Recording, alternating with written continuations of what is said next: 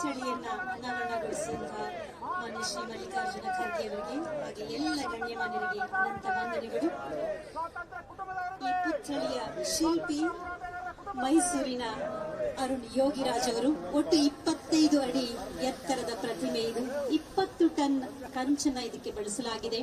ನೆಲಮಟ್ಟದಿಂದ ಸುಮಾರು 37 ಅಡಿ ಎತ್ತರದಲ್ಲಿದೆ. ಮಹಾತ್ಮ ಗಾಂಧೀಜಿಯವರ ಈ ಪುತ್ಥಳಿಯ ಸನ್ಮಾನ ಇದೀಗ ಶ್ರೀ ಮಲ್ಲಿಕಾರ್ಜುನ ಖರ್ಗೆ ಅವರು, ಮಾನ್ಯ ವಿರೋಧ ಪಕ್ಷದ ನಾಯಕರು ರಾಜ್ಯಸಭೆ, ಸನ್ಮಾನ್ಯ ಮುಖ್ಯಮಂತ್ರಿಗಳಾದ ಶ್ರೀ ಸಿದ್ದರಾಮಯ್ಯನವರು ಈ ಸನ್ಮಾನ